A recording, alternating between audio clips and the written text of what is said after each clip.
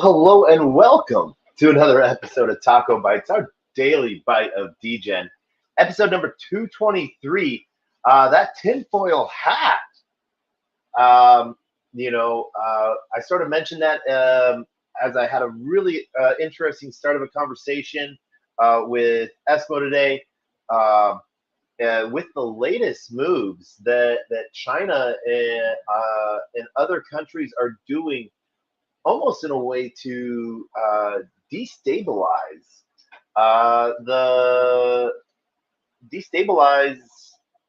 the U.S. dollar.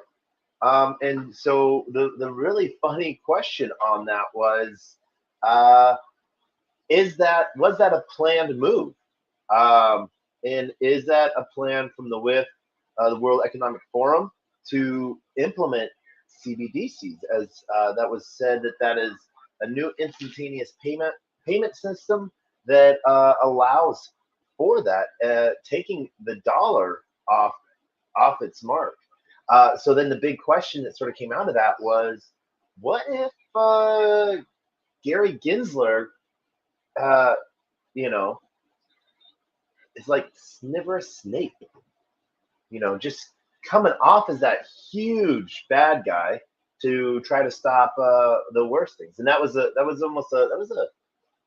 thought process that sort of went down that just sort of made you go, huh, what happened if, some of the stuff that's coming on, between the SEC, CTCF, now suing Binance for trading commodities. What is it? What is he? Is it a commodity or is it security? And so we see that, not necessarily pissing match yet, but jurisdiction fight that we see so many times in cop movies, FBI versus the local cops, and who's got the bigger gun. But that's one of the weird things that just sort of wanted to throw out there. We got to Miami today. Woo-hoo! For NFT Miami starting tomorrow. We want to do a huge shout out to the entire NFT Miami family. It is going to be a great time. Can't wait to be out there tomorrow. So we're going to be showcasing some of the founders and projects. And then we also have an amazing space tomorrow afternoon with Clopper, as we build out Clopper and really try to build something out of it. And so I think it's going to be amazing. We really hope that you join us for that. It was a fun time to travel between Austin and Miami. A little bit of, catching air, getting a chance to breathe and touch grass, and always important to do. As you can see, we have a little bit of a different setup today as the little apartment hole that we have, nice little like Airbnb setup. They decided to put a nice flat screen TV up here on the desk that we have turned into a second monitor. So we've sort of taken over this desk situation. And we do want to shout out to Continuum. We see you in the audience. Come join us. Come join us in the Jumbotron. Let me actually see. I actually want to get you up here, Christina. I'm going to find you real quick, and I'm going to send you a DM. Because yeah, let's see what's going on with you.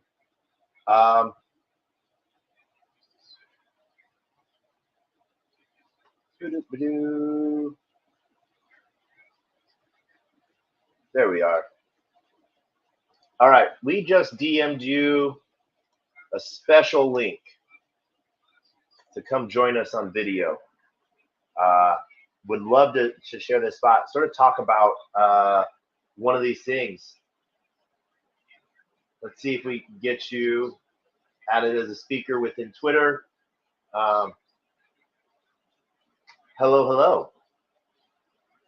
Hello, Taco. How you doing? I'm doing well. Hey, I just sent you a video link in your DMs. I just slid into your DMs.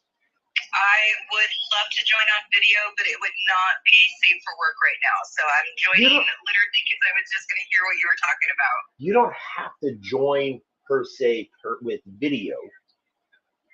We could join with the Continuum logo. Okay, well, let me go see what's up in the messages, and I'll go find the correct link and rejoin you there. All right, yeah, because then that way we can broadcast some cool stuff. Perfect. All right, I'll see you over there. All right. If you don't know Continuum 3000, one of the coolest groups of people that is ever expanding.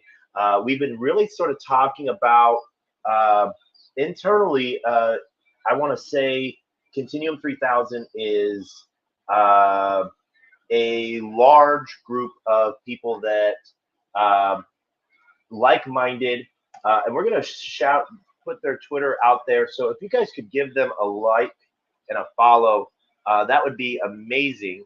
But it's one of those things to where we really hope that it's a really fun thing that you guys can learn a lot there. And so one of the things that Continuum really offers is up-to-date information across everything. And so Christina, also known, aka Data Points, huge machine learning lady that really works to create data sets that she's like, show me the data points. So it's a really fun thing to see, and really amazing to have such a great group of builders. There's builders, there's founders, so many different projects. There's the infrastructure, the layer ones. And what's really cool, a lot of VCs and attorney and regulation pieces. So there's some really cool things there coming up that makes me really happy to be part of Web3. And so we do really want to cover that if we can. But one of the things that we really are looking forward is to see who comes up in what's going on. So we're gonna go check some things out today. We're gonna have some fun, but we really wanted to showcase this story on the U.S. dollar.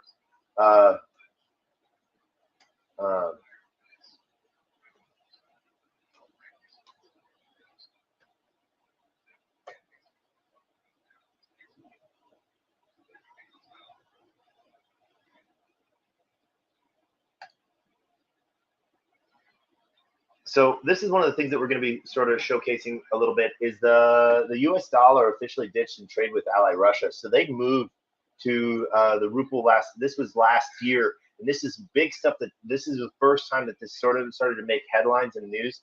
But this is really coming forward with some really big plays, because not only is Russia continuing to use the ruble. The yuan is also getting used in other deals from China.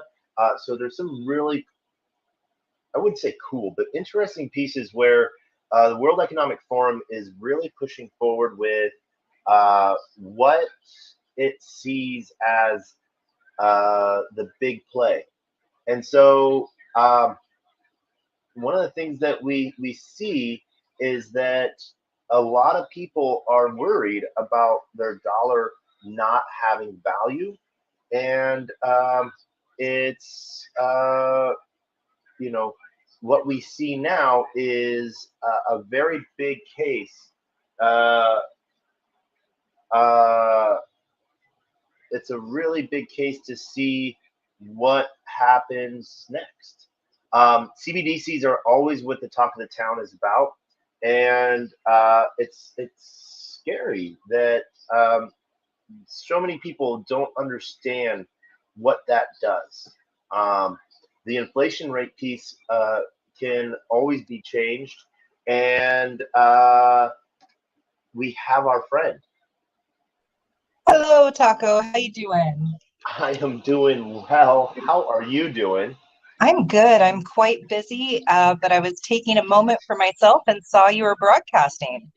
Nice. Now we're broadcasting a couple places as well. Once Twitter creates RTMP outputs, we'll be able to stream directly into Twitter streams. So rather than adding it to jumbotrons. Oh, that's exciting. Is this your first true live stream with a camera on your face as opposed to hosting Twitter Spaces? No, this is, I've been doing, so before Twitter Spaces, I was doing a daily, well, not a daily, I was doing a weekly show called Taco Tuesday.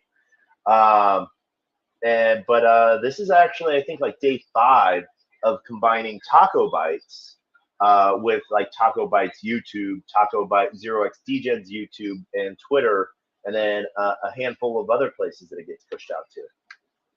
Right now, it's just YouTube and Twitter, but yeah. We have to wait for the approvals from LinkedIn to come through. That is so exciting. That SEO optimization is so important. You know what we say at Continuum, put a camera on it, even if it's just for posterity. 2 years from now, when we make a movie about how you got to where you are, you will have this footage. Yeah, well, and while you were gone and logging in, I sort of used data points and talked about that being Continuum. For those that are new and fresh to Continuum, I know you said you're taking personal time right now and touching grass, so we don't have to touch on Continuum. But for those that might be new to it, you want to give the 30-second spiel on Continuum? Of course, talking about Continuum is my happy place. It's my favorite thing to talk about. Continuum.market is the marketplace vision that we had for Continuum. Really, we're a network of vetted Web3 brands. I hold the folks in the network to a very high standard of US compliance. Even if we're still reading the tea leaves on what US compliance looks like, we have a pretty good understanding of what is legal versus not legal, what makes a security token. So we stay within those guidelines, and we fully anticipate to be dealing with all of the, powers that be to sign off on our process. It's over 600 binary data points that categorize your Web3 narrative in order to make it more understandable and more searchable on the SEO, bot, AI world that we now live in. Most of the Web3 brands out there, you can't even find them with a Google search. So we are on the ground, in the trenches, fighting the good fight for Web3 brands that are truly changing market sector, knowing that the bigger the impact of the middleman economy, the more likely anti-crypto policy is going to come out there. So we are there with the data point showing month-over-month growth, supporting the brands that are committed to U.S. compliance, and really just helping the network interact with other folks, deal flow, venture capital, events coming right around the corner. I've heard your name through the grapevine, sir. I know you're going to a couple events that are supported by Continuum, and really bringing the good folks of the industry together and giving them a place to network and grow their brand. Yeah, no, Continuum continues to show its value and who you bring in. Like, I don't even know can I name drop of like who's in Continuum just 100%. so people know? Yep, we love it. We want the world to know what I know. Like, people don't know that you got Animoca Brands in the house. I love how you sort of, when she first came in, you were like, please don't harass Animoca. Please be nice to her. Exactly. And you're like, it's like, when like a new child enters like the, playtime, you're like, children, stop, be nice. Well, everyone is nice at Continuum, and that was probably a little over dramatic for me, but it was a very memorable introduction. We have so many different facets of Web3 at Continuum. We cover 4 major quadrants, right? So every brand we look at, that apply to Main Street, Blockchain Street, Wall Street, and Capitol Hill. So we have experts from each of those 4 quadrants. A lot of the experts, the really big experts, they're not in that Continuum chat. They're hard to get a hold of, but that's part of what we do is we funnel that to those folks. So I will give away a little bit of alpha. We're working with some pretty exceptional law firms and former board seats at FINRA to rewrite the Howey test based on Continuum's categorizations and saying what digital assets are, and really just a plethora of data points to say, this is the brand, who they are today, this is where they're going, this is how we can measure it and prove out their credibility, trust, and adoption. We've talked about the Howey test. You and me have talked about the Howey test numerous times. I've talked about the Howey test on TacoBytes, 0x Degens, everywhere, many times. But for those just coming in for the first time, or they think they've heard Howey test, can you give a quick rundown on that? Okay, so the Howey test is based on parameters from 1930s. It basically is supposed to say, what is a security? What can you break up in pieces and sell pieces of profit? That is what you see in most publicly traded companies had to go through a securities or equities process. The SEC, the 800-pound gorilla in the room, is trying to say everything in crypto is a security. And I'm like, no, not technically. Some of them are just data packets or even Chuck E. Cheese coins. Some of them are gaming currencies, which are regulated differently. There's all sorts of nuanced categories there. So what we're proposing is the opposite of that. We want to say, listen, question number 1, did you raise money with your token sales. That's going to make you a security right off the bat.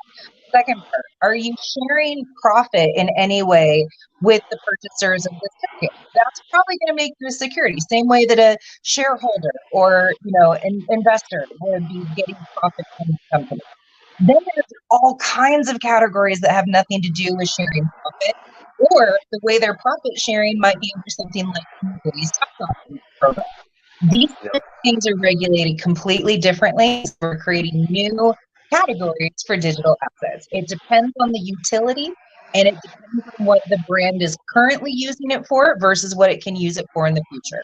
And another big component, you're involved in global cross-border payment infrastructure in any way, you probably should just pursue your Reg A.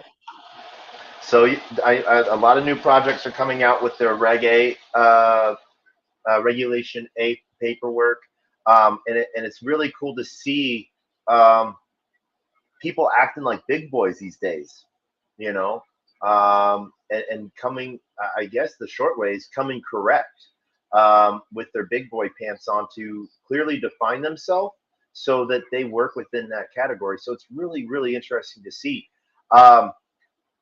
So side shot on this, what do you think of CTCF suing Binance for trading and claiming ETH and is a commodity? Oh, I've got opinions. So, well, Taco, I'm so glad you asked. Here's the thing. We've been saying this since last fall that we were going to see the kind of regulation uptick. We expected to see anti-crypto regulation and policies. We said in November, you're going to see people go to jail after the first of the year. I hate being right all the time, but that is part of what is to be expected. Like you said, the big boys. If you're going to be operating in this ecosystem, you got to do better than whisper, just use a VPN, right? I mean, you can't. But Binance was doing things, you know it, I know it, we all know it was a very big open secret.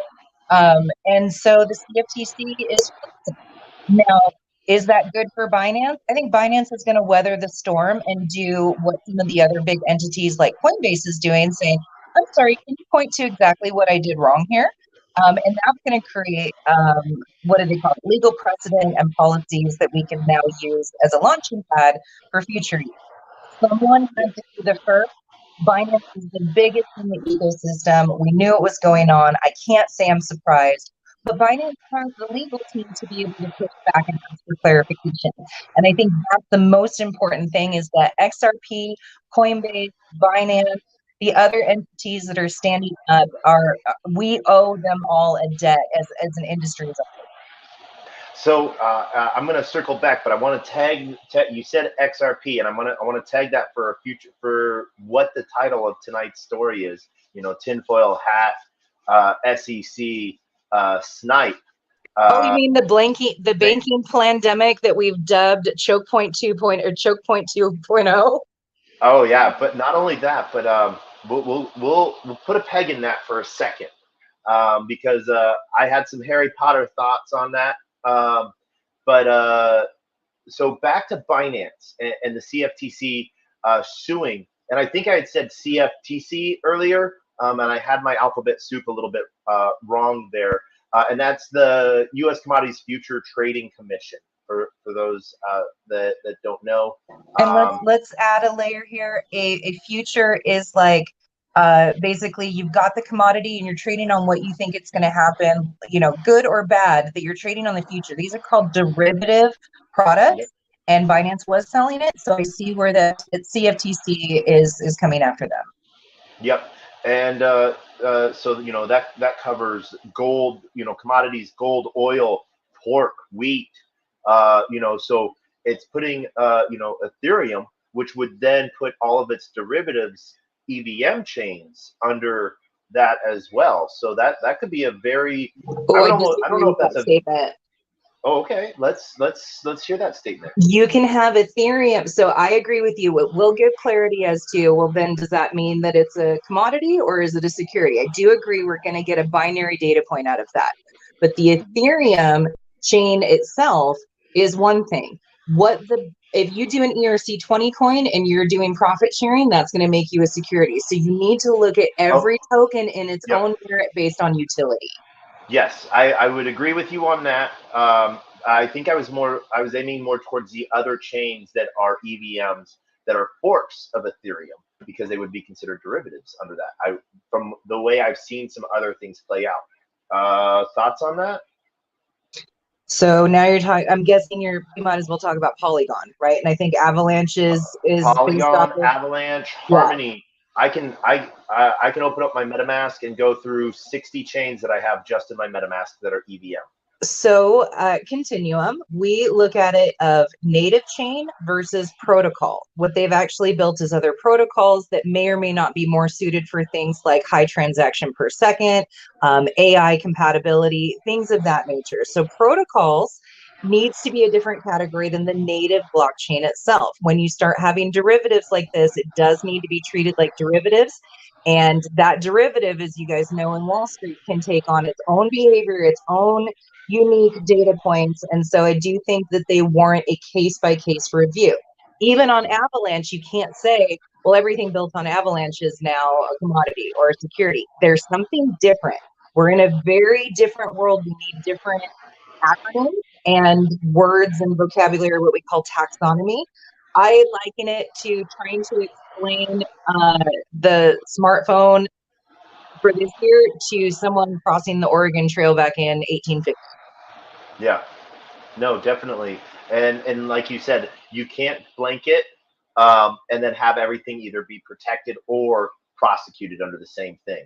And I think as a new regulation moves out, it needs to be very clearly defined what it's regulating, I think, or what's covered under it to further discuss. This blanket stuff that's going on, I think, is more hindrance. But at the same time, we see giants like Fidelity and JP Morgan and moving NASDAQ. ahead. Yep, they've been doing this for years. I've been saying it, that until institutions can take power, they're going to drag their feet. Then all of a sudden, the institutions are the only ones that you can trust, and all these little mom and pops are bad because they don't protect your data and they're not FDIC insured. Well, we're seeing with the banks, even the banks aren't necessarily FDIC insured. So there's a lot of I keep saying banking pandemic happening here that is well within alignment of what we called the ball on 6-8 months ago. Wait, there's a shortage of blankets? Yes, they planned it that way. They planned it that way. They're aggregating the power up to the quilts only. Only the quilts will have power. All right. Who? All right. No, so I love talking with you. I just got to say this. I miss our late night drive talks. And so, but so just because I want to nail this now, when am I going to see you next? Are you coming to LA for Earth Day / Cannabis Day party? No. Dang it. I was really hoping you'd be there. We're in Miami right now. Then we're driving to DC, and I'm going to see a congressman and senator, and then New York for NFT NYC, then Consensus, and then we're going to be my NFT project that is launching is going to be at Breathe. Okay, so I will definitely see you at Breathe. We have team members going to NFT NYC. We were going to have team members going to NFT Week in Miami. I don't know who's still in town and who's doing what actively. I haven't looked at it. But I'm basically Mach 80 getting ready for the venture capital events that we're doing in LA on the 20th and 21st. And then my next set of big push is going to be Breathe Convention. I'll be honest with you, after Breathe Convention, I have no idea what the rest of the schedule looks for. I have been so busy with everything else. Like, what are the rest of the events until September? I have that list. We can go through them another time, and we will. I'll send you my list because that's what a Degen does. But if you want to know a secret, I actually was given a couple suggestions of where my booth could be at Breathe, and I picked the booth right across from you. Oh, I heard through the grapevine that you were going to be part of the Continuum Village, and Yeah. I basically said, there's no one better and more memorable. He's like a mascot for the entire conference. He's like a mascot for the entire Web3 industry and especially the Degen community. So this guy Yeah. carries around so much alpha and connectivity in his head. He talks to everybody, and he's not scared of going all the way to Capitol Hill and talking to policymakers. No, that's around April 4th. I will be attempting to do that. Got to set it.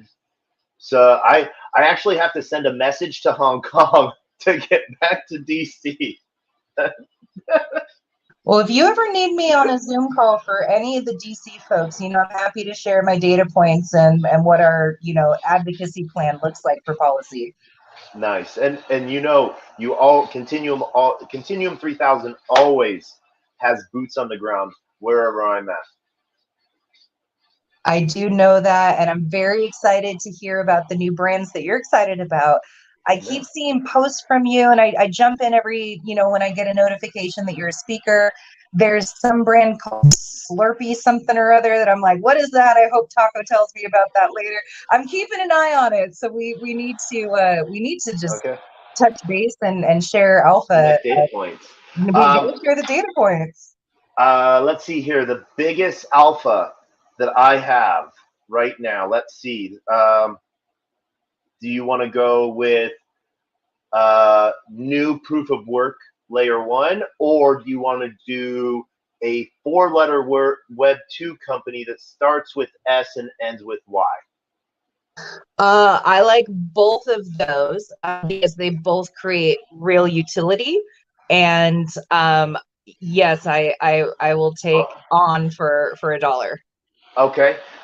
So then we have new layer 1 coming out of Austin, Quai Chain, or QU.ai, or QUAI network on Twitter. They are a new layer 1 that's actually split between 3 chains, proof of work. And I got to talk with the CTO for about an hour during ETH Denver, and then I got to talk with their director of business development and growth, and shake hands with the CEO. But the CTO, I had so much fun talking with Dr. Ken, I want to say. And so think of a region, state, and area chain that when their hash aligns, that's when all the chains are in sync. But they're all going at different speeds for different layers and executions for different types of utility, whether it's industrial, industry type, or the day-to-day degen stuff. And so different settlements, executions, and application layers. Some pretty cool stuff there. Give them a check. And then the other big alpha, so I got to meet with Rare Tech, RAIRTECH Inc., INC, during South by Southwest. And what they offer are NFTs, but video streaming NFTs. So videos that stream through your NFT. So I could go airdrop, 1,000 NFTs, and everyone would see this video live streaming through it. And they are partnering with Sony Pictures for like video showcase content creation. But Sony had one requisite for them to come out on the Polkadot parachain, a star. So that's my alpha there. Polkadot's always the boss. That is a pretty major update to say that you've got a blockchain that's going to be, so compatible for different layers and reconciliations. I could see why Sony would be interested in that because you don't have to build heavy for every little campaign that they want to do, but there's some things you do have to build heavy for. Yep. I can see where that would be very valuable, and I love talking to new chains and new protocols. I just had one come up on my radar organically from 2 people I really respect. And so I have not vetted it yet. I'm not going to plug them on the show, but I did want to talk to you and see if you're hearing about them also, because that's a big signal when we kind of start hearing about the same things at the same time. Which chains? Well, the one that I am hearing. Oh my gosh, you got rubbed.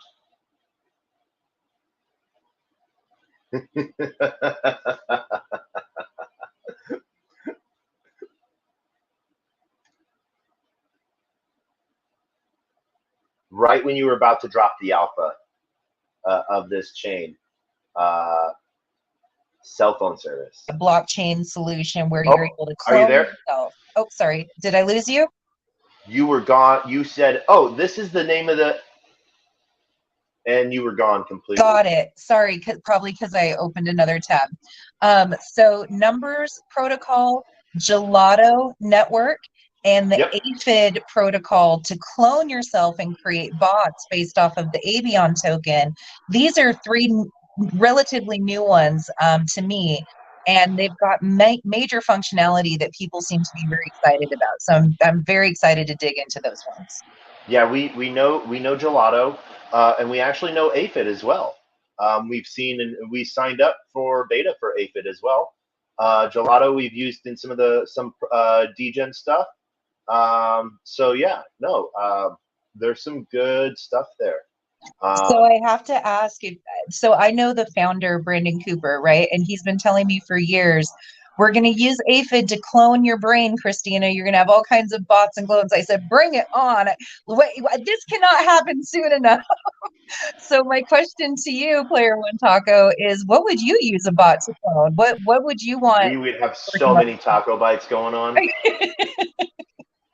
Oh my gosh! Like you mean I could? So what I want to find is I want to find a webhook Telegram specialist. I met this guy who gave me a type form to fill out, and as soon as I filled out the type form, it opened up a Telegram, like automatically opened up a Telegram channel, and sent me an email and a text message. That sounds like something that Brian Feinberg from Plato Data could create your page to have the webhook. He's already got that. And then the bot would just run on that. Yeah. I mean, Brian won second place at Quantum Miami. I know. I'm so proud of him. Two out of three winners were Continuum 3000 members. And then a fourth winner, AKA me, won a DeLorean NFT. I heard that Brian won, Sean from Good Block. So Brian Feinberg from Plato Data, woo woo, shout out, won second place. I believe Sean Anderson from Good Block won third place, and they have a massive, I mean, we're talking petabytes and petabytes and petabytes, massive data storage solutions for you guys. So if you're doing big data or need big processing, talk to Good Block. I heard that you wanted DeLorean, actually. I did not hear the clarification of NFT for weeks later. Yeah, no. So the clarification on it, and I had to make sure. Well, hey, if they're going to change it up and give me the DeLorean, I am down for that because, yeah, I'll DeLorean me up, please. There's 2,500 NFTs, which guarantee you a build 1 through 2,500. And builds 1 through 88 will not be street legal. Builds 89 through 2,500, I guess, will be. They're making roughly 9,331 of them, so one more than the original production run. And so, what my understanding, and maybe this got changed because I do still have the big Ed McMahon check of winning. Oh man, I just saw your 1-inch shirt. Also, big shout out to 1-inch Decentralized Exchange. Love those guys. Yeah. Man, see, you're tapped into all the good brands. Oh yeah, definitely. Smooth merch too. I'll talk about 1-inch in a second. Some cool alpha they released at ETH Denver. But my understanding is I got an NFT that allows me a guaranteed buy. That was my understanding. If they're putting a DeLorean in that as well, It allows you a guaranteed buy, meaning Yes, so you're I'm like, you guaranteed to. pre-purchased your ticket to stand in line to purchase a DeLorean. Yes, Okay. that was my understanding. When is this 2020, DeLorean supposed to come out? 2024. And Yeah. they're making The first physical run is parts. the first run is 2,500 of them for the NFT holders, and that is my understanding. Now, But then you still have to coin, purchase the DeLorean, yeah, or does the yeah. NFT come with the DeLorean? My understand the now that allows me the guarantee to be able to buy one. That is my understanding. If Cointelegraph changed that up, that means I got whatever the NFT value is plus $125,000 car. I say I'm the winner of Quantum Miami. Quantum Miami was amazing, but if that's the case, we might have to hold Cointelegraph to that. I would like to know the exact data points to know what to expect. But I heard it both ways. First I heard Taco won a DeLorean, and then I heard NFT. It was like, okay. I meant NFT, a DeLorean. I said, well, what does the DeLorean NFT do? They go, I don't know. I said, is it a DeLorean in a metaverse? Like, what does it do? It means I can only drive 88 miles per hour. Yeah, no. I saw the same thing, and people were, wait, you won? And I was like, wait, yeah, no, I did, but not what you think I won. So yeah, but no, I'm really Cointelegraph did a great job with the sponsorship pieces um, of Quantum. Quantum Miami used to be known as the North American Bitcoin Conference. It was a great conference all the way around. The way Brian put that together, the music, the DJs, the speakers was amazing. I even got to meet. I'm going to butcher his name, and I apologize. The director of True Lies. A lot of Arnold Schwarzenegger movies, and The Mask, like Chuck Charles, something like that. Oh, I'm useless at data points. I don't know. I Ask don't. me about emerging technology. I got those data points for days. Yeah. I'm gonna ask Google. And that Chuck Russell. Okay. So I got to meet Chuck Russell as he launches out his Hollywood studio on Web3. So that's going to be pretty cool stuff. That's happening a lot. So we've got so now coming into Continuum is kind of that equivalent, but the big director behind it is Michael Bay, that did, every Michael Bay movie, Transformers and all of that. Are we having Michael Bay join Continuum 3000? We're one step away. It's this 6 months from now, probably, but we're going very, very slow. The concept here is that intellectual property, whether it's film, music, art, wearables, consumables, these things are now transferring over to Web3. So this conversion of Web2 to Web3 is incredibly interesting to me. And I've seen particular desks that start opening up the IP and fractionalizing it. And you're talking billions of dollars of revenue. Now, this is where the SEC and the CFTC start to get upset. They see billions and they're just like, where's my taxes? So that's why it's really important to have these categorizations. And why the first question is always, well, what does it do? Right? How do you use it? The NFT DeLorean, that sounds really cool, but what is it? Why should I care? What does it do? Yeah, no, definitely. It's the utility of things. And so it's really interesting to see the way these things build out. And I was just in the Polkadot community call, and there's a parachain in Polkadot that I always, whenever I see it, I think of Oregon Trail, but it's called Origin Trail. And they're about creating on-chain records. of history and pieces. And so one of the things that Eskimo and I have been brewing in the back is bringing, data, aka books, on chain for the history side of it. And so we want to make, and we've expanded it to, like, we've had like spitballed the idea of spoken languages as well, that are dying out, from some of the sovereign nations and stuff within the United States. And the stories that there's been some really cool projects like the Memory Project, that did recordings with the Greatest Generation, getting those videos on chain. And one of the really cool things that MetaFactory just came out with are compressed NFTs. Metaplex, I apologize. Metaplex came out with compressed NFTs, and the amount of data that they can hold on chain via Merkle roots, that it's always been prohibited due to the cost of minting information. I think it's 5 million NFTs compressed via their protocol will only cost 5 SOL. Holy moly! Right now, I that's love about $100 right now. So I love hearing that the ones and zeros can do things that human history has never had before, with the banning of books, with the necessity of baselining basic science.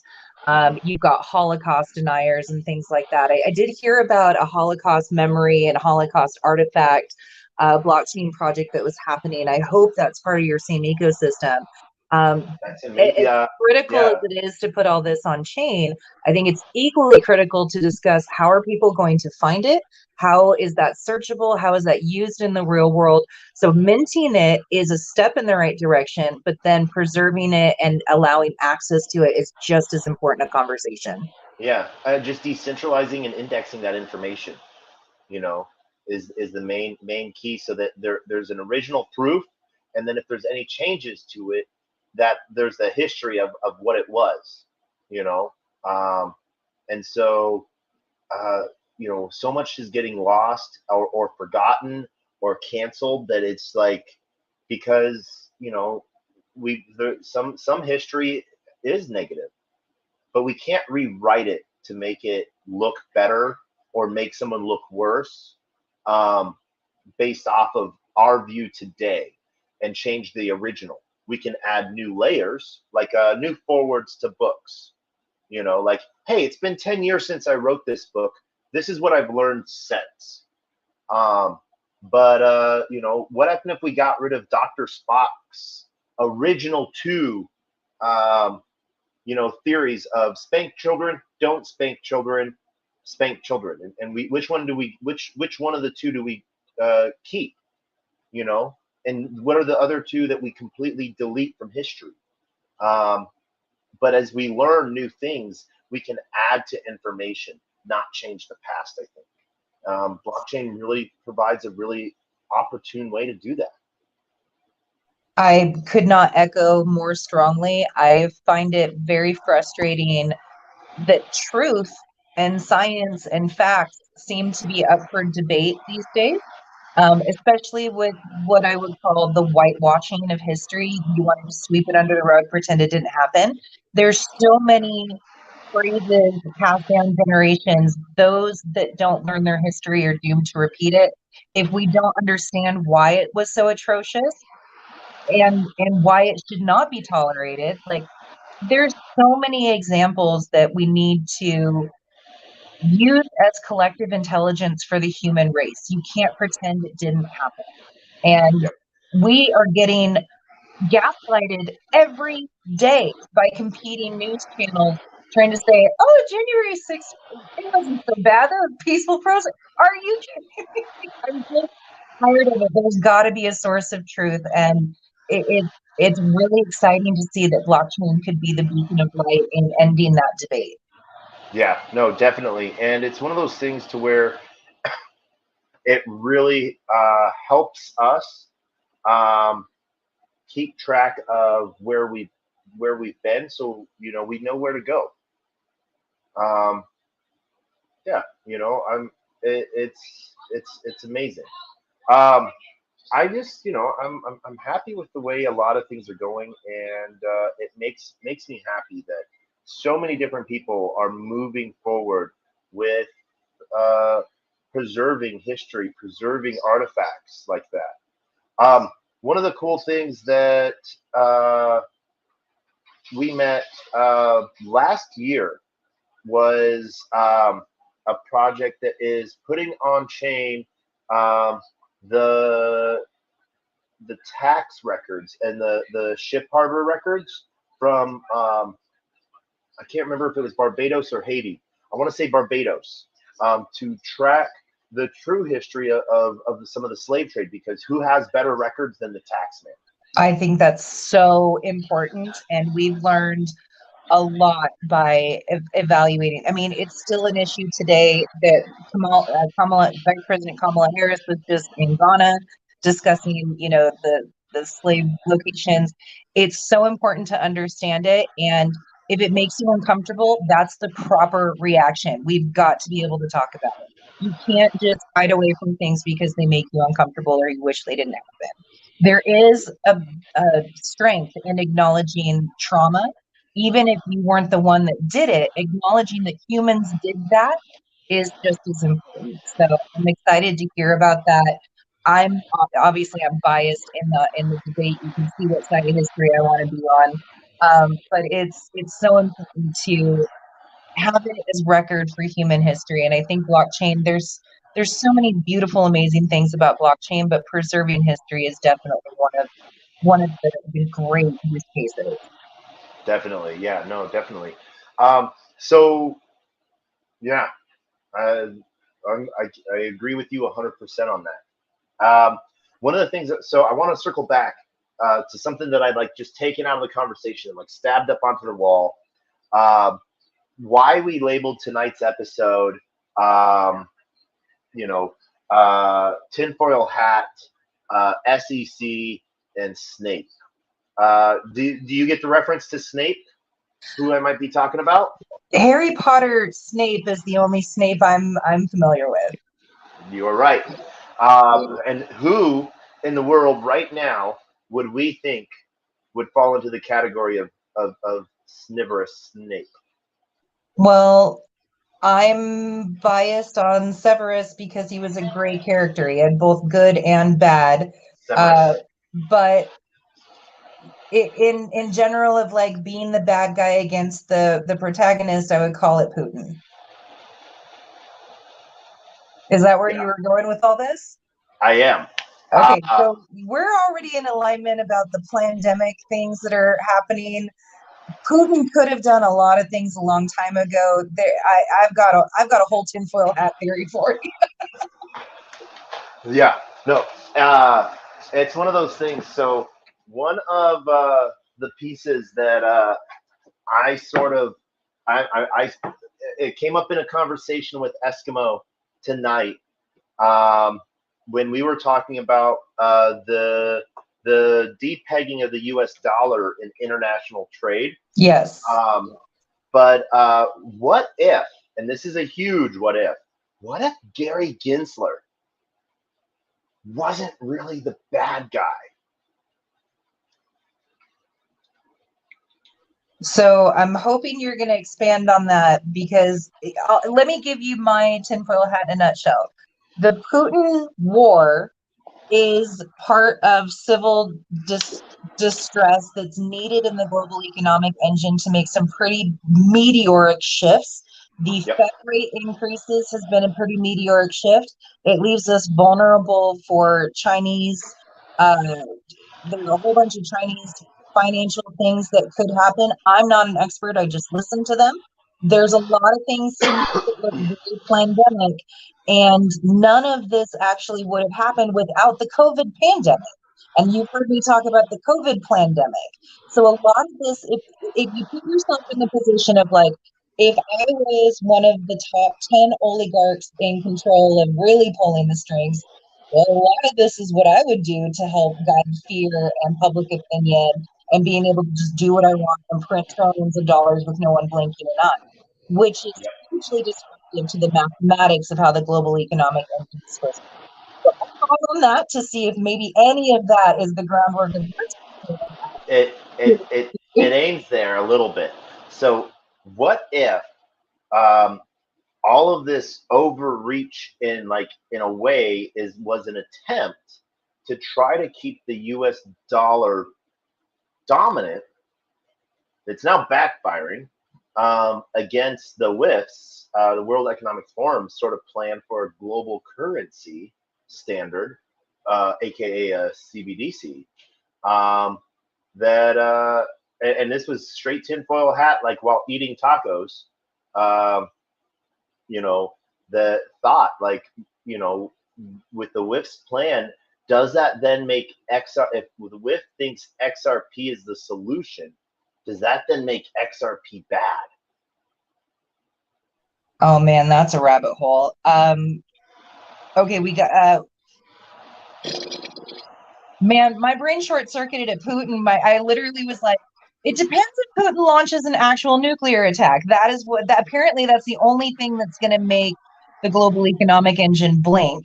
I mean, there hasn't been that much turmoil, even with a global pandemic and then a precipice to World War III, and the markets aren't shitting themselves. Like, that doesn't make sense to me. The XRP component of it, I haven't talked to their team in a really long time, so I hope they're still expanding in the banking infrastructure and gaining new users and adoption in their payments reconciliation. But it does give an advantage to the banks that adopt XRP over the banks that don't. I think we're seeing a massive reconstruction of banking power and monopolies kind of start to happen. And I think China's in a better position than the US is right now. And I think that you're absolutely seeing the destabilization, at least of the faith of the dollar being the dominant US currency. I've never heard so many people question it before. 2 years ago, it was like, oh, it'll always be the world's currency. And now we're in a completely different debate landscape. So I can't call the ball, but the experts are saying things I never thought they would say. Yep. Just the fact that it's being brought into question and that people are making major deals without it, Well, can we say one thing really quick? Because the worst part about all this banking collapse is the narrative that crypto is somehow to blame. And I just want to nip that in the bud really quick, because most major platforms, and you can see that it's being like shopped around as the fall guy, is that somehow crypto or wokeness is to blame for all. No, this is shit that Wall Street does all the time. And when there's a big change like that, they either have a long position or a short position, and that changes literally the economy. So a lot of this stuff is speculation, and it ties all the way back around to why the Commodities Future Trading Commission might be upset about any of these things having value as a cryptocurrency itself. Is it a commodity? Does it make the world go round? Right? So these are very important things to look at. I don't know all the answers, but I will tell you it is a hugely different narrative this week and last week than I've ever seen before. I mean, things that you used to take, I keep thinking of like the Bible, like take it as absolute truth. Take it as absolute concrete truth that the dollar is going to be the global reserve currency. And all of a sudden, people are doubting. I never thought I would actually see that day. That's a huge event for me. Yeah. It's crazy times, but it's also great times. How's the great saying go? It's the worst of times. It was the best of times. So much is being changed. I think there was a head chopped off at the end of that story. There was a couple things that happened in that story too. the fall of the empire, for sure. Yeah, and so it will really bring into some good questions of what do we expect, and so I think I'm excited, I'm worried, but I'm aware, and that's one of the biggest things that I hope other people can become. You know, the fact that you know, there's so much being talked about that so many more people are not opening opening their eyes, but opening their ears as well, and they're seeing what matters most. Their dollars getting hit. That's where you get the most action, when people's personal bank accounts get hit. That's going to be a huge call to arms. So, well, we saw that with consumer price index. Basically, the cost of consumer goods went up after the pandemic, even for brands and products that were not impacted by the pandemic. There's just across the board a giant hike raise in prices. You're never going to see those prices go down. We're now living in a new equilibrium of humanity where a loaf of bread costs $5 in some places, and that's just what you're expected to create this income to be able to support even your basic needs. Real estate and what our parents could buy for a house on one job versus what we can buy for a house on 4 jobs is still disparate. So the middle class consumerism side is getting squeezed like crazy, whereas the ones that are making the most are still at the top of the pile, right? So there's still a huge disparate amount, and the idea that they want to blame crypto, or they want to blame administration that inherited the disaster of the previous administration, but somehow it's happening now, so it's definitely this administration. Just tells me that people don't understand the concepts. And I can't fix all that. I don't even know how to propose, here's what's wrong with it, let alone here's how we fix it.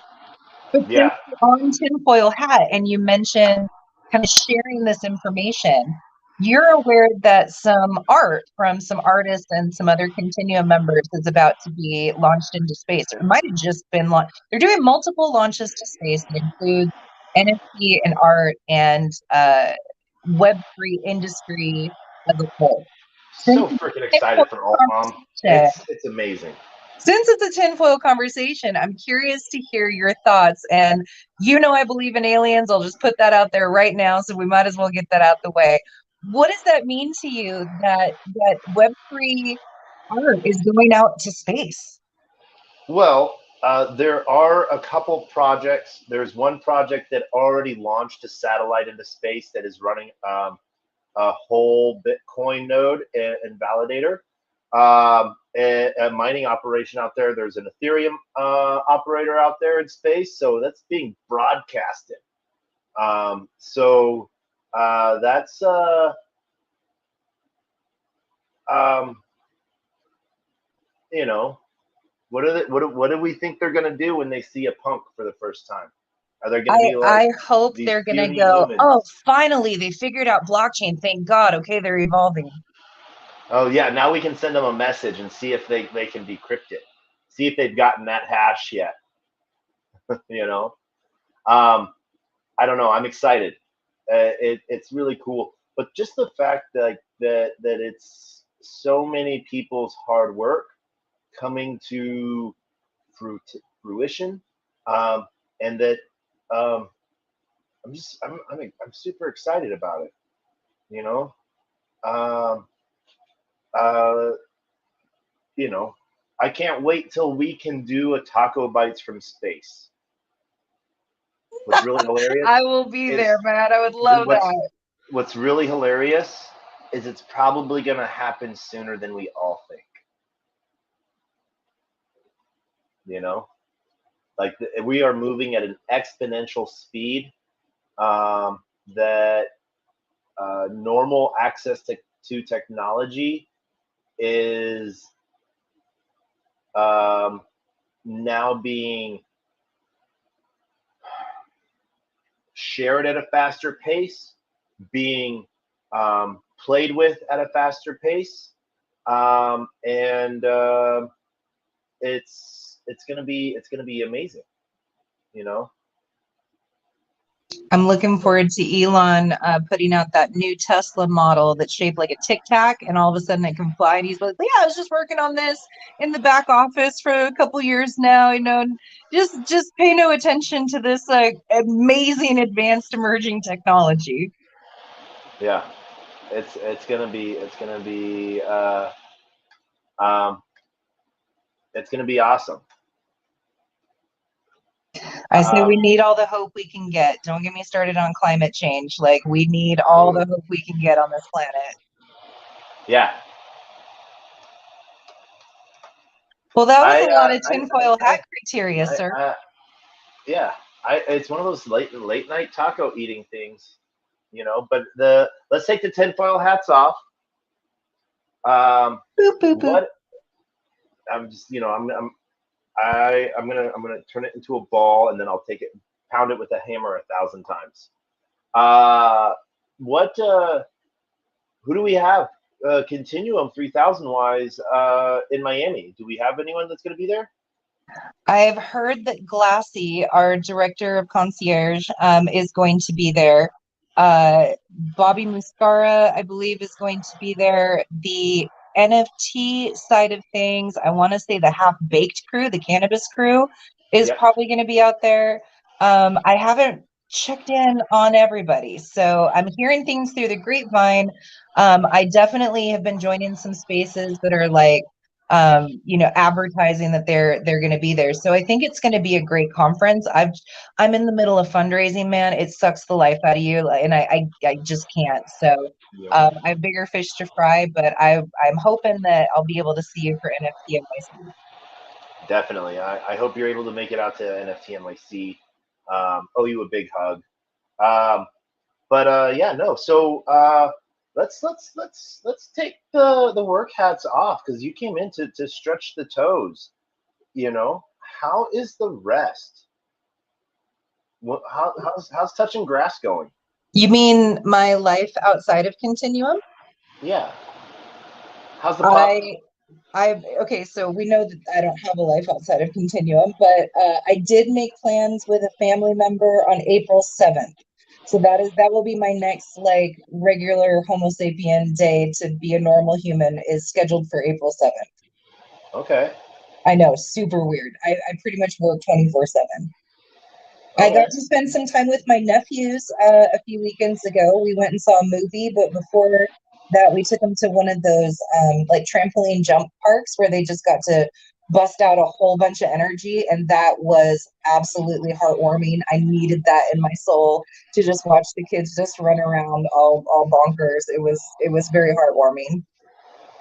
Okay.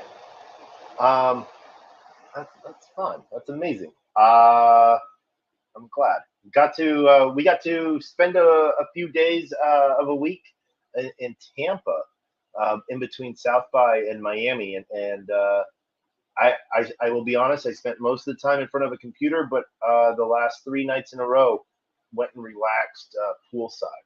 Had to do that a little bit. So that's my favorite. Yeah. I'm hoping I'm gonna get some poolside time after the LA events, before the Vegas events. So, and I do know I can say for sure we've got some really amazing VIP events planned for the Breathe convention in Vegas, and the weather will be warm enough for some poolside things in Vegas as well. So that's definitely going to be part of my agenda for the Breathe convention, and that is May 3rd, 4th, and 5th. And you guys can use code Continuum to get discounted tickets. Yep, and we'll put that up there. You know, Taco will be there. Clopper will be there. So yeah. I haven't told you about my NFT project, have I? Not one bit. I can't believe I don't have data points on this. So Clopper is basically there's a few parts to it, but the overall aspect of it is, instead of adding another PFP project that's going to add and create more value to the community, what about what you already creating value out of what you already have? And so what if your NFTs could own other NFTs? Or this is like NFTs, the wrapped NFT thing that we discussed in LA, right? Like where you take an existing NFT and you add value, attributes, and utility to it? A little bit, but instead of wrapping, the owner in a new NFT that is minted, instead of saying a wallet address owns it, it points to the metadata of another NFT. And wouldn't that create a daisy chain if you ever sold the original NFT then? It could. there's some interesting pieces there to it too. Okay. But the true ownership of that NFT belongs to that NFT, and it's on chain, and it can't be changed. You know what immediately jumps to mind is all the Bored Ape Yacht Club and Mutant Apes and all those ones that have that single NFT that need to be able to say only the owner of this NFT can do these things. It creates empire structure of ownership, all tied back to that one piece of proprietary IP. Yep, exactly.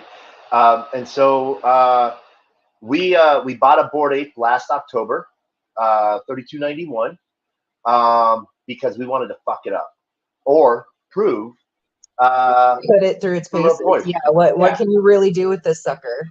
And so what we have is with Clopper, we have the Clopper house, and so our main utility is going to be the Clopper bottle, and you can fill that Clopper bottle up with different potions. So I am now the master brewer of degens. Oh God, that terrifies me. Of like, oh, we gave him too much power. But we have an amazing space tomorrow. Master brewer of degens, just brewing up all kinds of degen bubbles. Yes, and so our first potion. So if you originally mint a Clopper bottle, it will be full of story potion, and we have a Hollywood screenwriter that your NFT goes to our bar, to the Clopper house, and drinks the storytime potion.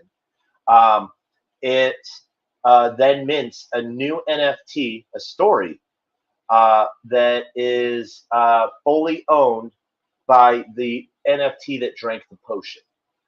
We worked with a little bit of some attorneys and with A16Z and their IP contracts to write this out and fill this out, get this solid. So the secondary NFT, it doesn't matter where it is, what wallet it's in, it is owned, and the IP of it is owned and shown on chain by the NFT that drank the potion. We actually had a meeting last Friday with Ledger and implementing their SDK Nano for showcasing it, and we're going to be talking safety, and we're working with Surtech as well to move forward and we're going to be showcasing a lot on wallet safety as well through like delegated wallets like Delegate Cash or Warm.xyz. Which allows you to have a hot wallet and a cold wallet, your Grail wallet, but then using a hot wallet that proves you own these NFTs and allows you to interact with things with these NFTs without actually ever putting these NFTs at risk. So I'm thinking this is good for like NFT ticketing for events. This is where you can loan things out to other people. So they have the utility, but you still own it. You can call it back at certain times. That's new utility that's really just hypothetical at this point. And I'm also very impressed to hear, of course, I love compliance. So thank you for checking with the lawyers. But A16Z templates and what they would sign off on is another big chunk of data points that I'm like, that's a big piece of credibility. And the Ledger wallet is also another big piece of credibility. We're just shooting the breeze here. So I'm also going to say, be sure to talk to Naga Samaneni from Metakeep. And if this is ready to roll out on Ledger at the Breathe convention, let's get Ledger involved in the Breathe convention conversation so that you can start. And this happened at Breathe, and this happened at Breathe. The ecosystem, basically, what you just described to me is gamification without having to be in a game or in a metaverse, but being able to pass those around and assign value and utility to them, including loaning. Yep. And the second phase, the second potion is going to be a comic or movie storyline. But then our third phase is our B2B slash P2B slash B2P solution, to where other projects can either come and mint in the Clopper House and have their own potion. So like, let's say a new play to earn game comes out, and I'm going to name it Fat Dinosaurs. And Fat Dinosaurs has a new NFT that comes with it in game, their little buddy. Well, you can mint a little buddy all by itself, or you can mint a little buddy by having your fat dino drink it, so that the little buddy always is owned by that dino, and then their powers make synergy. So combined, they're a little bit stronger than they are separate. So there's different aspects of that. We got some cool stuff that we have in the works, mostly based out of Station F in Paris. And this started over a conversation over a cheese board a year ago during Paris Blockchain Week with a random guy I just turned and looked at and said, "Are you in Web3?" Well, let's be fair. You ask that to every single person, and you're like, and if you're not, let me tell you the good news. Let me tell you the good news. But yeah. I will say I applaud your use of business intelligence at the charcuterie board. That is very impressive. Thank you so much. Yeah, no, it is for for those that are going to be listening to this later. I'm going to drop the link for our space tomorrow in the chat, so please join us. We had our first Twitter space last week, and we are going to have then we had our first Discord AMA on Monday, and tomorrow is going to be our second one, and we are we're waiting for it to go. Like we've been building, and now we're coming out of the shadows. So yeah. Well, it's very exciting times. All of your content, is something that should be transcribed with AI and live at Continuum and Plato. So be sure to talk to Brian Feinberg about that. He and I are working on some pretty epic things for you. You're just going to get a sneak peek, slightly ahead of the curve, before we announce it. Earth Day 420, right? It's definitely Earth Day, not any other kind of holiday. Just kidding. Nice. We're big fans of cannabis at Continuum. They have the same challenges as regulation as crypto does. So lots and lots of things to share. My battery's dying, so I'm going to peel off. For those of you guys listening, you guys can follow us at Continuum 3000 on social. The website is continuum.market. You guys can reach me, Christina, at continuum.market. If you have anything to say about quantifying and celebrating the Web3 space, as we're out here making sure that we can build a Web3 world. Yep. And we have posted all of those links, both Continuum's website as well as Continuum's Twitter, both in all of our feeds today. So going out to multiple different avenues. So please, if you're on Twitter, give Continuum a follow and see what information they're coming out with.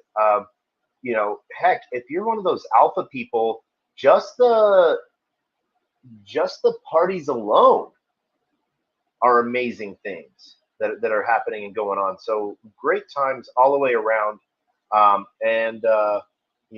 Christina, it's always a blast talking with you and having you on either TacoBytes or, TacoBytes Live now, I guess. I don't know what to call this. But super happy to have you. And, we're Continuum 3000 is here to represent at NFT Miami. So let's fucking build. Well, thank you so much for the support as always, Taco. I am so surprised just popping in to hear what you were talking about turned into tinfoil hats and Snape and SEC and Plandemic and aliens, and we covered a lot today. So yeah. Thanks so much for having me. Keep up the great work and congratulations on your evolution as a thought leader in the space. And real quick side note, please give my love to Eskimo. Can't wait to see her show coming out very soon. All right, I will. And thank you so much for joining us. And so we're going to close tonight, and we're going to throw our countdown timer out so people know that this is the end of the show. As we end our show tonight, Christina, final thoughts and final words of wisdom. Well, my constant advice to the Web3 brands is put a camera on it, keep doing what you're doing. It's going to be disruptive. Whatever you're doing in Web3 is going to upset somebody down the line. So adhere to US compliance as much as you can. If you have even one US consumer, You are under the purview of U.S. regulations. Don't stop innovating. Don't wait for permission, but know the rules. If you want to hear the clarity of the rules, please join Continuum. And if you're ready to network with other vetted brands that are quite literally building a Web3 world and creating resources, opportunities, content, legal advice, regulatory structure, user journey, all of those things are available at Continuum. We look forward to speaking with you. And we look forward to having you part of the Continuum family. Join us on this amazing time. And Christina, always thank you so much for joining us. And as we end this episode, we're going to end with both our words of wisdom. A closed mouth cannot be fed, and you cannot feed a closed mouth. And it basically means that if no one knows you're looking for opportunity, it's not going to come. But also, if you're not looking for opportunity, you're not going to be ready for it when it does. And so, as always, we're going to end this with our greatest joke on the face of the planet. As we do, we're going to say goodbye and sayonara. This is how we have ended 223, but I actually think we're off. I think we're at 225 right now. But I'm going to do the math to figure that one out. 223 episodes in a row of TacoBytes. And so this is how we end every episode with a huge knock, knock. Who's there?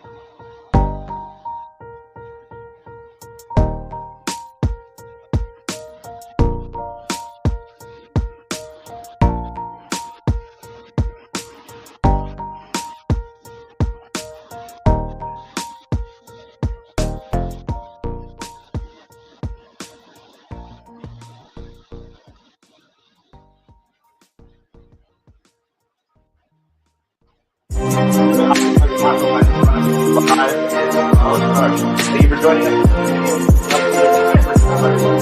And we will see you on the flip side.